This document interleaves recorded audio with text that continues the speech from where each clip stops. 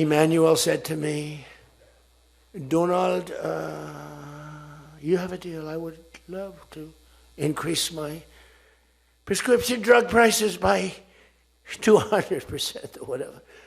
I would love to do it. It'd be such an honor. Whatever you want, Donald, please.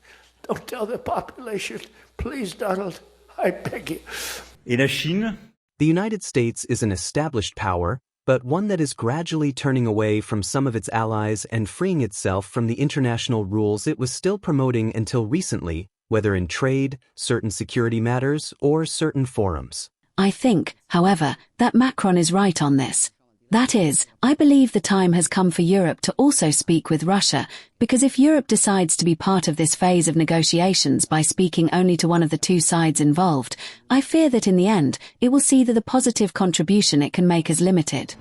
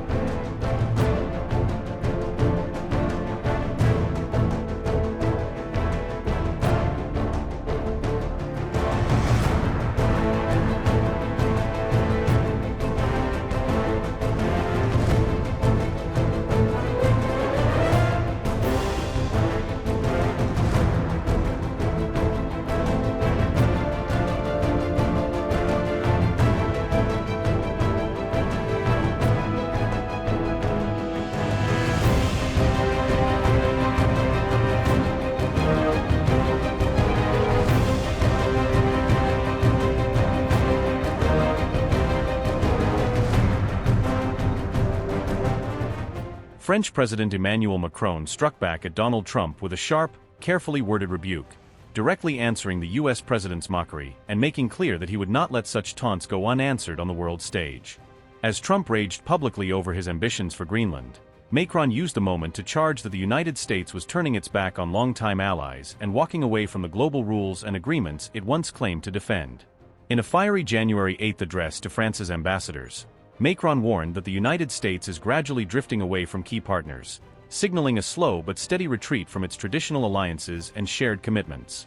Macron went further, accusing Trump's America of breaking free from international rules on trade and security that Washington itself had long promoted, suggesting the US now chooses power politics over the very order it helped to build. He framed the showdown over Greenland as a crucial test of Europe's unity, casting US ambitions there as part of a new age empire-building push that demands a firm collective European response to protect sovereignty and international law. We live in a world that is becoming increasingly dysfunctional. The institutions of multilateralism are functioning less and less effectively. We are evolving into a world of great powers with a real temptation to divide the world amongst themselves. And I believe that what has happened in recent months, or even in recent days, has only reinforced this observation. This is the major risk to the international order in which we live. The United States is an established power, but one that is gradually turning away from some of its allies and freeing itself from the international rules it was still promoting until recently, whether in trade, certain security matters, or certain forums.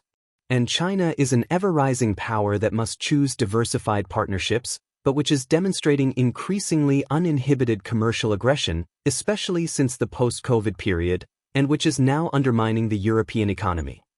What I said last year about the reactionary international movement remains true. I even believe that there is currently a process, openly embraced by some, of recolonization. But fundamentally, we have found ourselves caught in a very strange game where we, French and Europeans, are subjected to anti-colonial rhetoric that no longer corresponds to realities, to our practices, and we are subjected to neo-colonial aggression from some. A bad situation, one might say. I believe that if we show consistency, determination, and action, it can be fruitful. But it will require a great deal of endurance. So, this is a vast subject, and frankly, it might seem completely naive and ironic to tell you that we're going to address international governance at a time when I'm telling you that there's utter chaos, the law of the strongest prevails, and every day people wonder if Greenland will be invaded, if Canada will be threatened with becoming the 51st state of the United States, or if Taiwan will be further encircled. Several of you mentioned this in our discussions this morning. I think, on the contrary, that this is the right time. And in fact, it might be the only time. And it might be the right time to truly reinvest in the United Nations.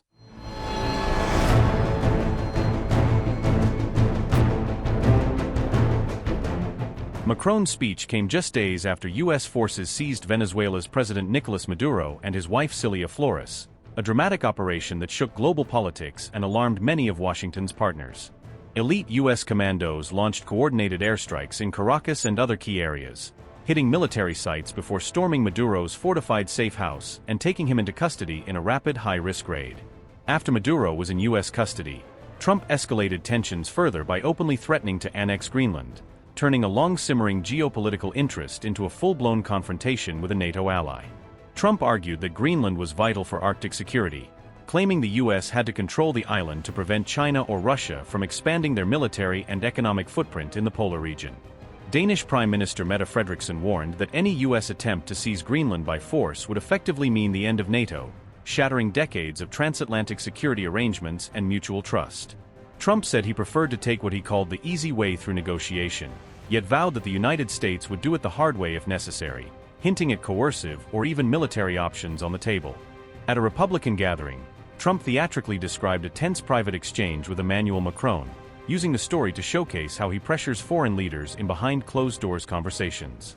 During the same speech, Trump openly mocked the French president, boasting that he threatened steep tariffs on French exports and forced Paris to accept U.S. demands on issues like prescription drug prices.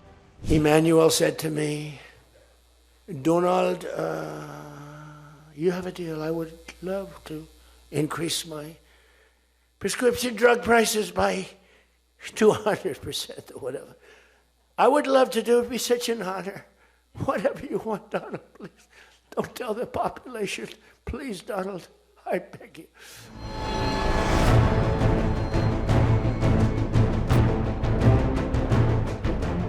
Amid the escalating tensions, Macron said he believed it would be useful for Europe to re-engage with Vladimir Putin, arguing that Europeans and Ukrainians must shape any future talks themselves rather than leaving dialogue solely to others.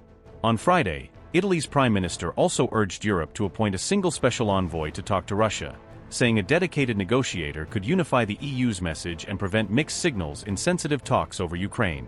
At the same time, the Trump administration has been engaged in shuttle diplomacy, moving between European capitals and Kiev in an attempt to broker a Ukraine deal, even as allies worry Washington might press for concessions too favorable to Moscow. Meloni said she agreed with Macron, recalling that the French leader had called last month for a new dialogue with the Kremlin, and she framed her proposal as a way to give Europe a stronger, more coherent role in any future negotiations. Meloni told reporters at a press conference that she believes the time has come for Europe to also speak with Russia, stressing that the EU cannot afford to be just a bystander while others decide the terms of any peace with Moscow. Meloni warned that Europe needs a coordinated approach or risks doing Putin a favor, arguing that scattered national initiatives and competing messages would only strengthen the Russian leader's hand at the negotiating table.